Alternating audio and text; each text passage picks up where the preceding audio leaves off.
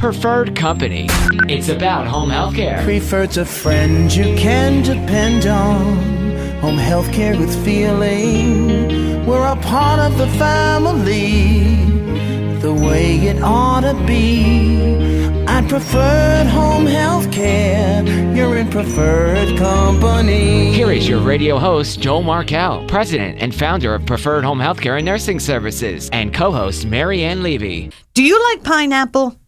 I don't seek it out, but I don't not like it. Okay. I love pineapple. I like to blend it into something.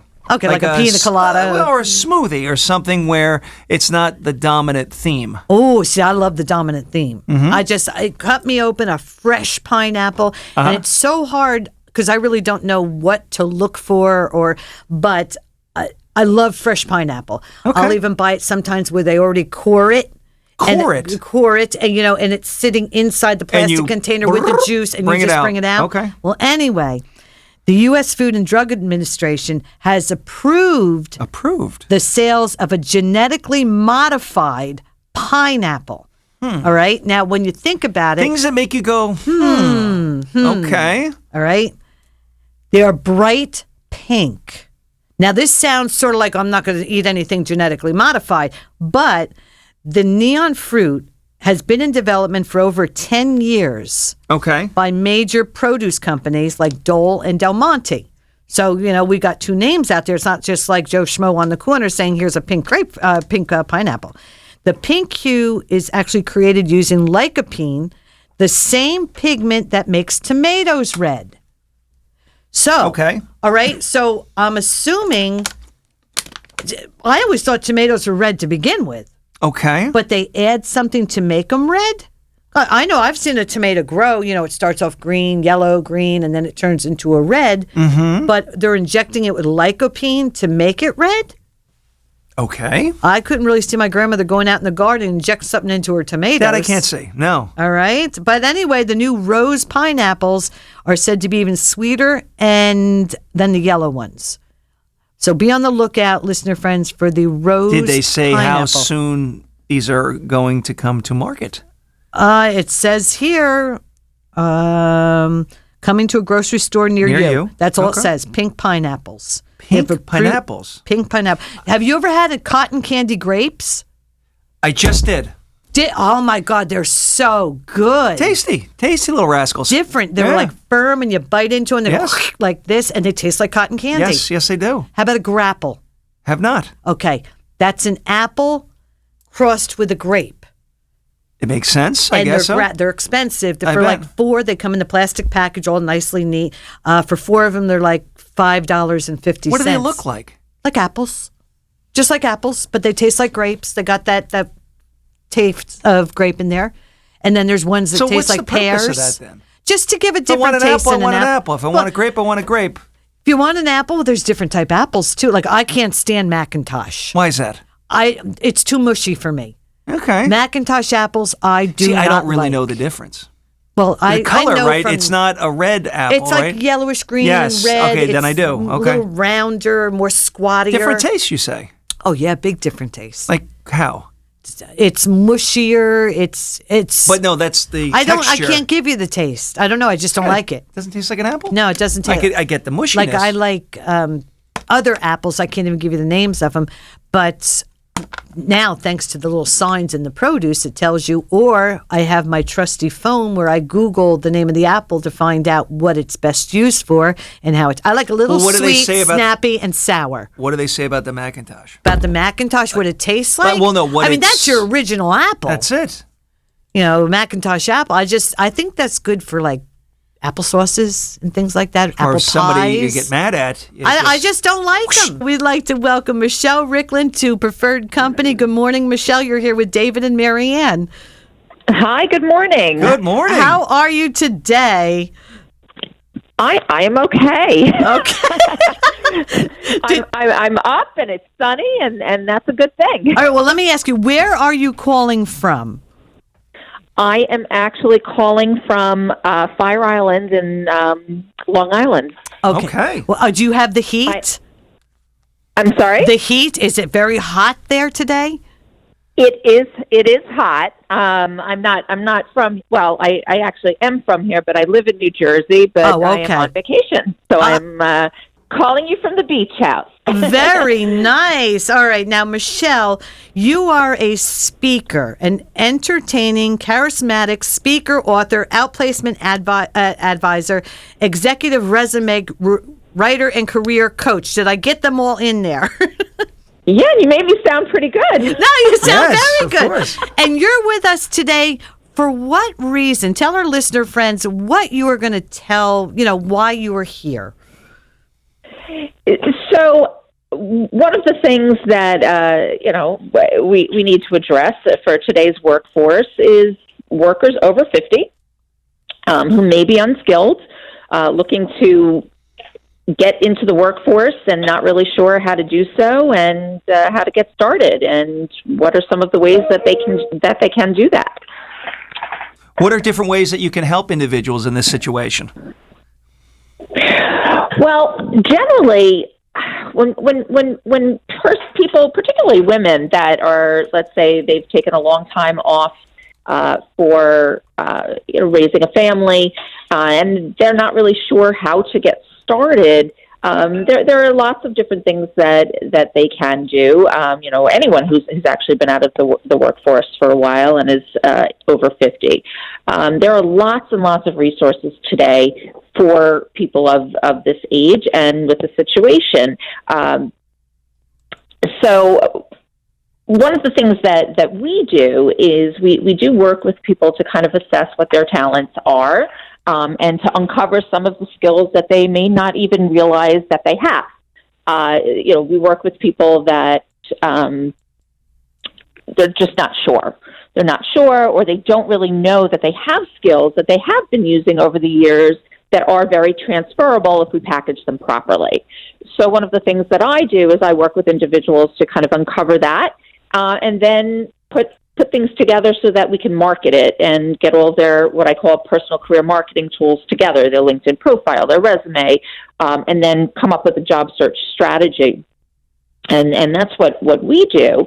But some of the quick and easy things that individuals can do, things are really at their fingertips and they don't realize it. AARP really does have some truly robust programs out there for assisting workers over 50 in getting back to the workforce. They've developed relationships with tons and tons of employers that are committed to assisting and encouraging older workers.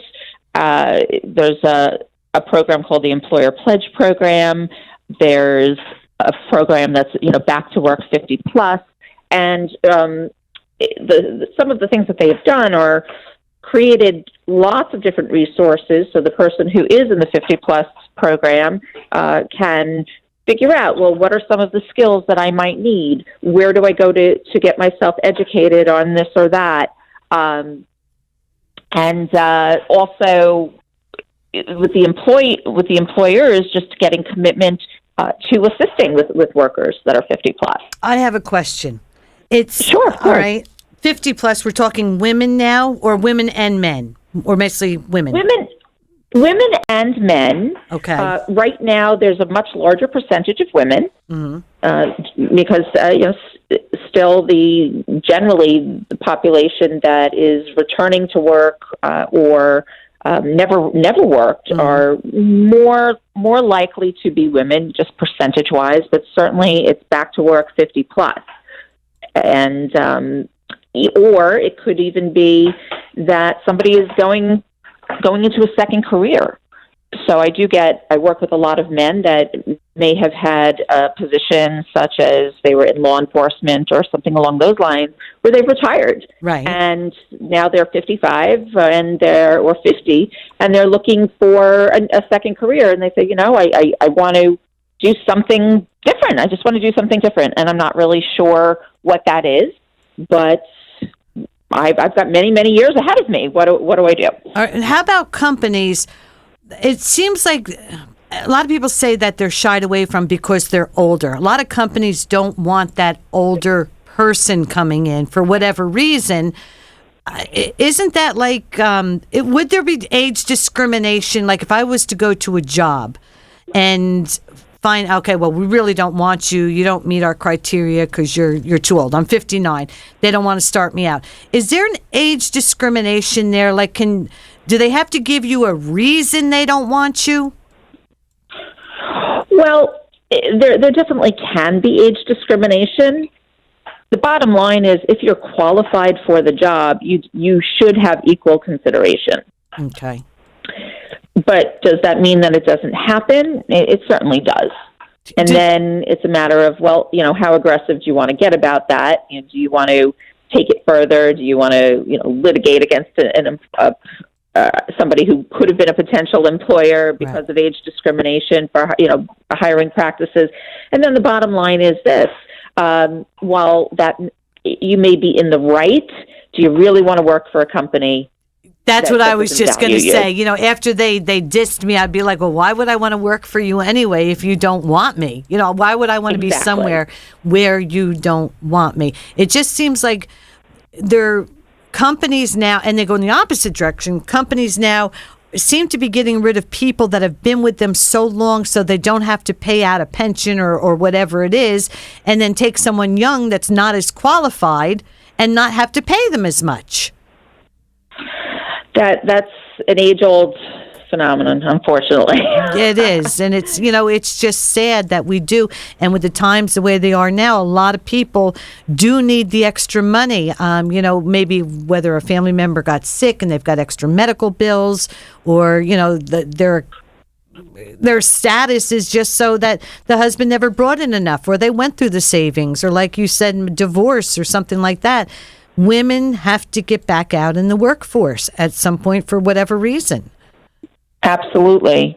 And it's scary. And, that's one of the things that we do want to try and squash the fear a bit as much as we can, because there are jobs out there, and there are many types of positions. Like, we were talking about women that may not be skilled. There are many types of positions that women just don't realize that they absolutely can do. And, some of it may be that they could really just step into it. Just here's an example. I mean, one of the things that always aggravated me is when I go and I buy a car, and and I'm condescended to because I'm the woman buying the car. Right. And I'll never forget.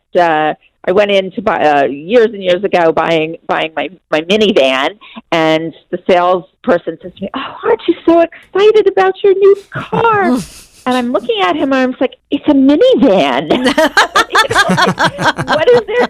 Why am I excited? You're not buying a Corvette or a Jaguar. Right. There you go. Exactly. I'm not. Where's my BMW convertible? It's not. This isn't it. Yeah. We have car dealerships now, one around here, that is run by all women. It's owned by a woman, and it is run by all women. And that's exactly what I was going to say. It's definitely, that is just one of many upcoming careers for women, because women prefer to buy a car from a woman. They get it. They understand. You are listening to Preferred Company on Beach Radio 1160 and 1310, and we'll be right back.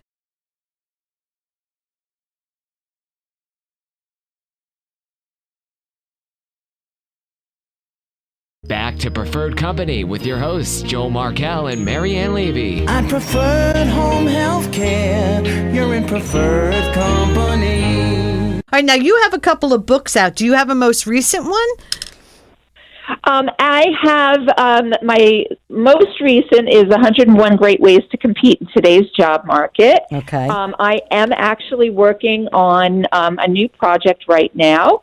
I can give you the title. It's kind of interesting, but it is called Get Out, and the subtitle is The Official Guide to Kicking Your Child Out of the Basement and Into the Boardroom. Oh, well, we definitely got to get you back for that one. There's a lot of hanger-ons out there.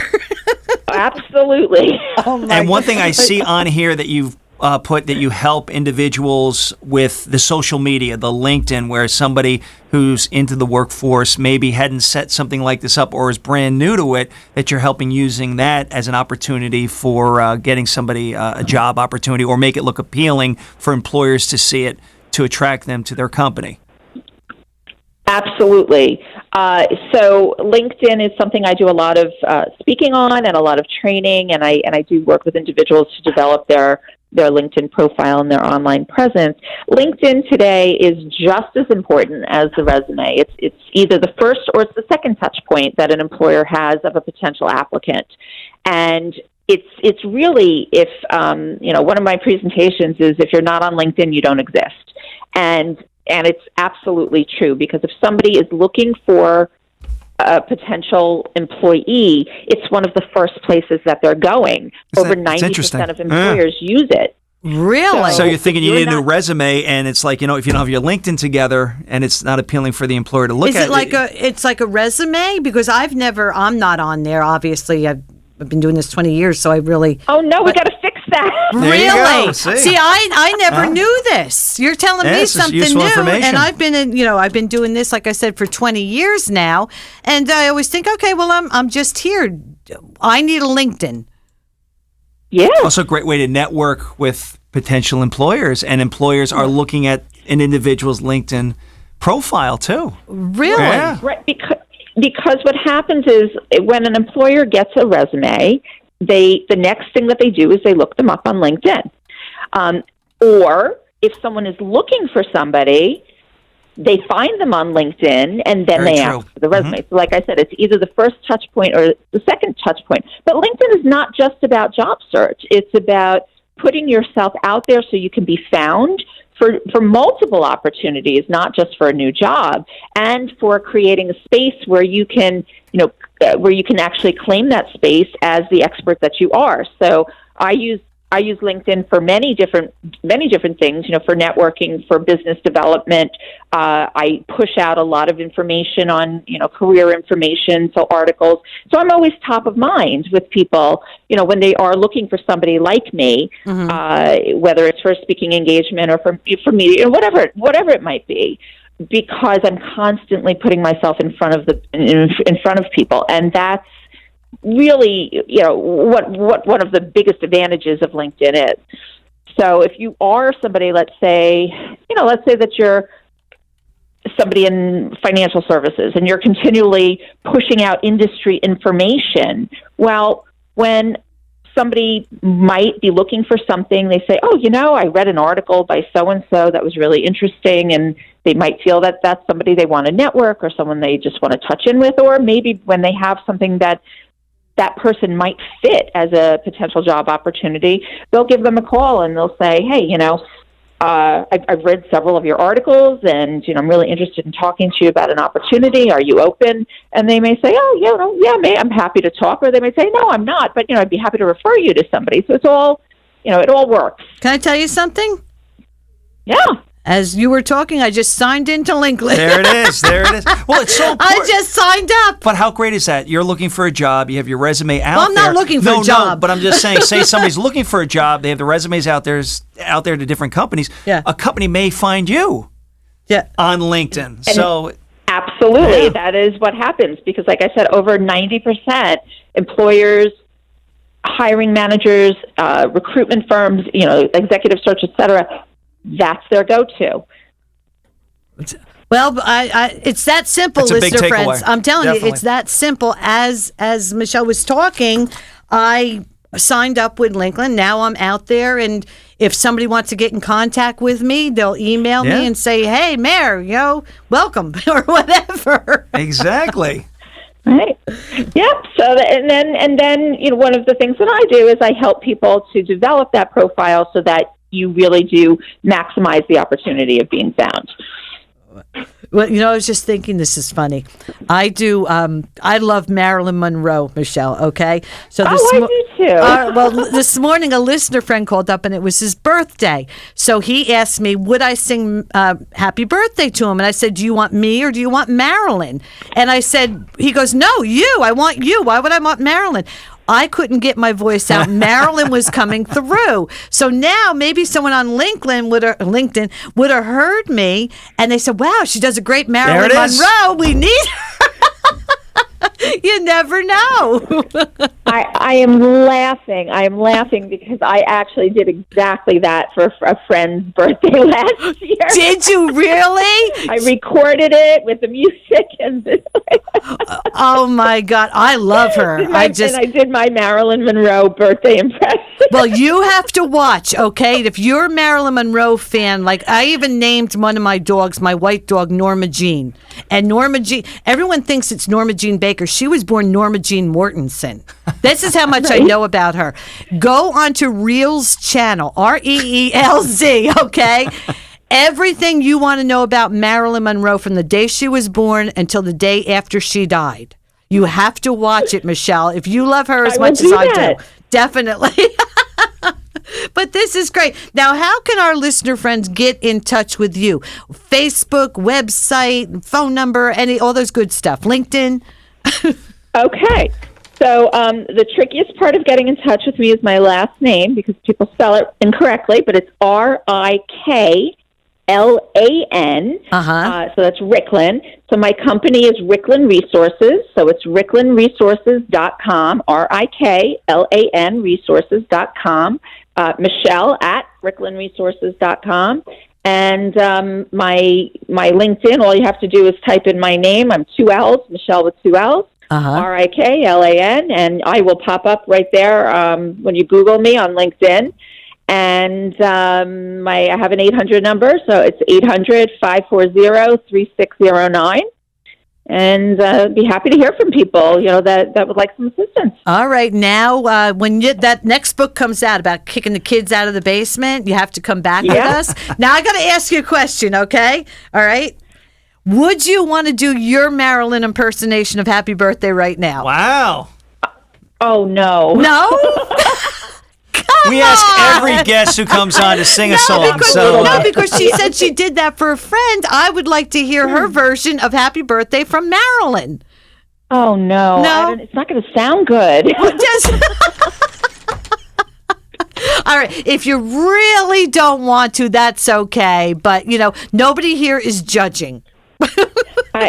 I'll just give you a happy birthday to you. That's it. That's it. That works. There it is. There you go. All right. Now I'll give you mine. You ready? Ready? Go for it. Happy birthday to you. That's mine. Okay. There it is. Awesome. All right, Michelle, thank you so much for spending some time with us. We will be in contact, whether it be LinkedIn or, having you back on again, definitely having you back on when the other book comes out. Have a wonderful day. Enjoy your vacation and keep cool. Okay, you too. Thanks, Michelle. Again. All right, bye-bye. Okay. When people are looking for a job, if they're not familiar with LinkedIn, having your information on there, a company may find you. Yeah. Yeah. Well, They're not like for I'm a particular looking, person. but no, but maybe friends, you're not thinking of this company to apply to, but this company finds you. I mean, all right. Well, social media. Listener friends, it's that easy to get LinkedIn. I did it as Michelle was talking, whatever. Both. When she was talking. And it took me 10 seconds just to sign in. Now it popped up on me. You already had anybody contacts. wants to reach out to her, that's important that she not only has told you about LinkedIn, but she'll help you put it together. No, I got 67 connections already. There you go. We're just having a friendly talk. You got it. Whether it be pineapples or Macintosh apples. See, I know a lot about you, especially now. How knowing about your pineapples and how you love the pineapples and then the new hybrid or whatever is coming out, the pink the pink pineapple. Yeah, exactly. Yes. Yeah. All right. Well, I found extremely interesting because I did not know the first part of the story. Yeah. I just knew David Crossan popped up here one day. Yeah. That's how it all came about. And I just figured there was another brokered show, and that was it. And when I was taking the tour with Mark, Joel was in here, and Joel was fantastic. I mean, he could have been like, hey, how are you? And just done his thing. He took time with me. He told me about this show, told me about how he had his own show. Do you know I where wasn't it was the just first him. pick for him? I know there was somebody else. Yeah. There was quite a couple of other people, but... Well, he used to do it by himself, right? No. I think Not here. A different station. Different place, And he was yes. explaining how that. No, it's 10 o'clock. No. To be No. continued. But Joel insisted on me. That's awesome. Yes, I think because they thought we were so different. All right, it's 10 o'clock. We will be back tomorrow morning at 10. Listener friends, it's going to be really hot today, so just take it easy. Remember to count your blessings and not your troubles. If you see someone without a smile, give them one of yours. Have a great day. And if you meet a nurse or a home health aide, say thank you from all of us here at Preferred Company. Thanks for watching Preferred Company. For more information or to inquire about the services offered by Preferred Home Healthcare and Nursing, call 1-800-603-CARE. 1-800-603-CARE. That's 1-800-603-2273 or visit preferredcares.com. Friend Preferred Home Healthcare and Nursing Services on Facebook and follow them on Twitter.